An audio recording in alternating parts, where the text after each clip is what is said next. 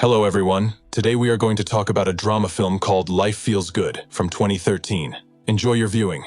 The film moves back in time to 1987, when Mateus was still a boy. He is practicing with a doctor, putting the figurines in a box according to the notches. The doctor believes that the hero has mental retardation, but his mother strongly disagrees with this diagnosis. She believes that Mateus understands everything perfectly well, but the doctor hints that the dog also wags its tail when it sees a bowl of food. The doctor suggests placing the boy in a special institution where he will be looked after by specialists, but the woman refuses. At home, she tries to teach her son to walk, despite the fact that her daughter and older son do not believe that it makes sense. Mateus moves across the floor on his back, meeting his father who plays with him. The desperate parents hire a massage therapist to help their son. But after a few sessions, the specialist also recognizes the futility of his efforts. The boy cannot be helped. He even refuses to take money for the last visit. The mother walks with Mateus on the street, recognizing that all her efforts are in vain. But the boy wants to tell her something, and she is forced to think about what he is trying to tell her. This barrier to communication upsets her, and in frustration, she takes the stroller home. Along the way, Mateus explains in a voiceover that he was also upset by the inability to communicate with his family. At home, his father talks to Mateus, teaching him how to bang his fist on the table like a real man. The voiceover says that from that moment on, he is determined to learn everything he can. The boy crawls on the floor to his mother to pick him up, and the woman ignores her daughter and works with him. In the afternoon, Mateus sits on the windowsill and watches the neighbors' lives in the windows of the house across the street. This is how he learned to socialize. One day, the family receives a package from an uncle in Germany. Among the usual gifts, there is a mysterious fluffy egg, a coconut. The father opens it with improvised means, and everyone watches. Mateus learns a lesson about perseverance. He also observes his mother's guests who come to try on new dresses. One day, when Mateus was watching a program about space rockets, his sister Matilda turned off the TV, which made the boy angry. The mother noticed his nervous movements and turned the program back on, despite the girl's words that her brother did not understand anything.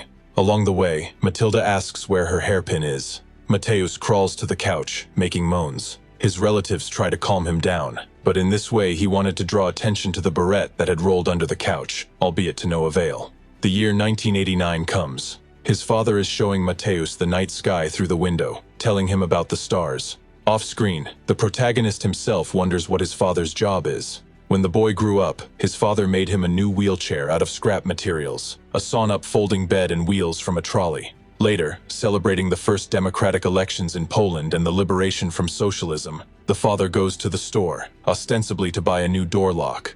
However, he returns home late at night and is completely drunk. Climbing up on the balcony, the father knocks on the window, attracting Mateus's attention, and at that moment Poles are happily launching fireworks into the sky. While the boy is watching, his father falls from the balcony and dies. In memory of him, the hero is left with instructions that he should never give up. The film moves to 1998. Mateus, who has grown up, still crawls around to admire the stars from his windowsill. And the girl next door, Anka, whose mother was so hospitable that she invited different men to her house every night. Meanwhile, Matilda was looking for a husband, so from time to time she also brought guys to the apartment. They were disturbed by Mateus, whom they would roll out into another room. However, their moans reached the hero through the closed door. One day the older brother took Mateus out for a walk in the yard. He left the wheelchair next to the bench where Anka was sitting. The hero attracts her attention with his movements, and then the girl starts talking to him. They become friends, and sitting on a bench with a book turns into a walk along the street. Anka takes the hero for a ride in a wheelchair made by her father long ago, and they visit the zoo. Near the crooked mirrors, Mateus notices bruises on the girl's thighs. Later, sitting on the windowsill, he sees his friend defending her mother against another gentleman. Trying to do something, he throws a flower from the window, trying to hit Anka's mother's lover. Later, when Mateus sees him riding by on his bicycle, he throws the ground in his direction. The man asks why he did this, and then begins to tease the disabled man. A local policeman, a former friend of his late father, notices Mateus's moans. Due to his unpleasant nature, the man attacks the policeman and is arrested. Through the window, Mateus sees Anka and her mother packing. Noticing the guy, the girl runs across the yard to him to tell him that they are going to her grandmother's house, because without her gentleman in jail, her mother has nothing to do here. While the girl tells him this through the door, Mateus crawls to the entrance. They look at each other through the gap below, and the hero tries to say something, but he can't, and only a pain-filled groan escapes his chest. In 2000, Mateus's brother, who is serving in the Navy, comes home on vacation. Matilda has found a husband by then, and they are all sitting around the table celebrating their reunion. At the same time, they are discussing how to live together in one apartment. The sister raises the question of what to do with Mateus when his mother passes away, because she is not eager to take on the responsibilities of caring for a disabled person. Mateus continues to spend his time sitting on the windowsill and watching the life in the yard. One day, while trying to put him in a wheelchair, his mother falls to the floor. That's the end of the hero's carefree life. His sister and her husband take him to a special medical boarding house, where there are already plenty of patients with various disabilities. When he is brought to the ward, local residents come to meet him.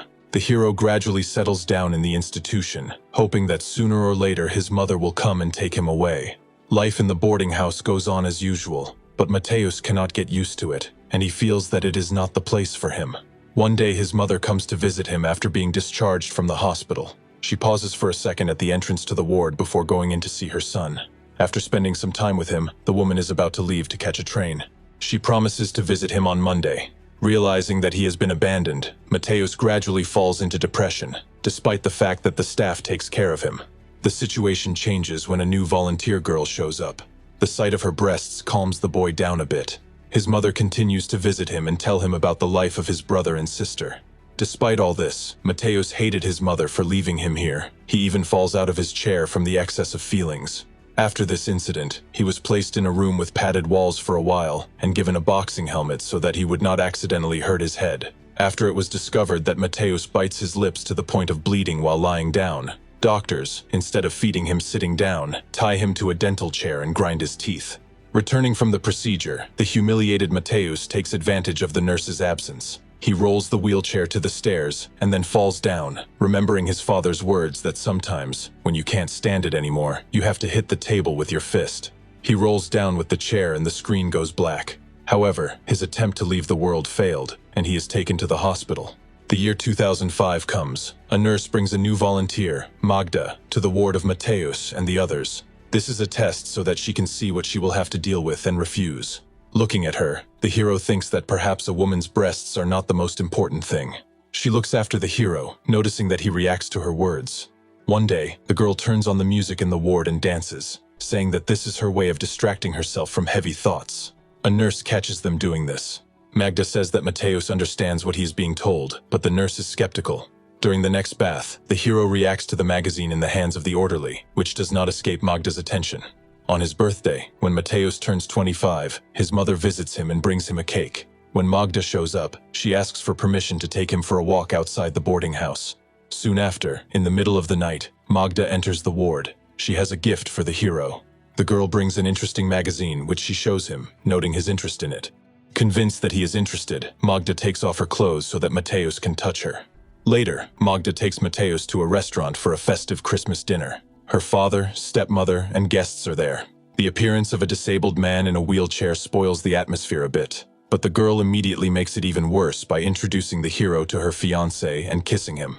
While the guests look away shyly and the father looks on with disapproval, Magda offers Mateus a drink from her glass. However, her behavior is revenge on her father, who married after her mother's death. According to the man, last year his daughter brought a homeless person to dinner. This year she brought a disabled person, and it is difficult to predict what she will come up with next time. Realizing that he has been used, Mateus falls out of his chair, knocking over glasses on the table. The girl has to take him back to the boarding house. Mateus sits in the chair and looks out the window. When an orderly comes, he tells him that Magda has quit. Apparently, she did what she was volunteering for. Realizing that he has been used and abandoned, Mateus listens to music and tries to smile to keep from crying. During the next visit, his mother tells him that his brother still goes swimming, his sister has been abandoned by her husband with 2 children, and about the neighbor's affairs. At this point, the hero can't stand it and starts crying. The mother does not understand the real reason for this disorder, but she does her best to calm her son down. In the spring of 2008, an open-air theatrical performance is organized for the patients of the nursing home. Afterwards, during a therapeutic massage, Mateus notices a woman, Mrs. Jola, who teaches the disabled to communicate using a system of signs. Lying on his back, he tries to get her attention in every way he can, and eventually she starts talking to him, calming him down. The woman develops a system of communication based on signs and blinking. Mateus's progress and reaction surprised the medical staff, who considered him mentally retarded. Soon, Mrs. Jola invites his mother and sister to teach the relatives how to communicate with the hero. First of all, he communicates one phrase with the help of a table. "I am not a vegetable." After that, the hero's life changes. He is shown to a medical commission. The dentist makes a prosthesis to replace the worn-out teeth. He is transferred to an individual ward, which is equipped according to his wishes. The guy gets a wheelchair with a motor, which he can control independently. The year is 2010. Mateos is visited by journalist Eva, who wants to write an article about him. The hero also gets acquainted with the internet and the computer, which can also be used to communicate with people. His sister brings him home to introduce him to her nephews and to talk to his brother, who is on vacation. In the evening, he and his nephew look out the window at the stars, just like they used to do with their father. When the mother visits her son again, the staff tells her that the bosses have read an article about Mateus. Since he is not mentally retarded, he does not belong here, and they want to transfer him to another institution. The woman tells her son about this, but he does not like the idea of moving to a new place. The movie returns to where it started. Mateus is brought to the medical commission. However, he doesn't want to show that he is healthy, so he imitates inadequate behavior. Mrs. Jola is about to take the hero out, but at the door, he slips out of his chair and crawls across the floor back to the commission. After rolling over, he stands up on his own, though it is with great difficulty, and heads for the table. Mrs. Jola rolls Mateus in an old chair down the corridor of the mental institution, where he has spent the last few years, and where he will remain. In the next scene, he is in his ward, moving in an automatic chair to the telescope. The film ends with the protagonist turning his head to the camera, and looking the audience straight in the eye. If you have watched the video so far, you should know that I am happy to have viewers like you. Thank you for watching to the end. Subscribe to the channel and follow the news. Klonsak Recapped was with you. See you soon.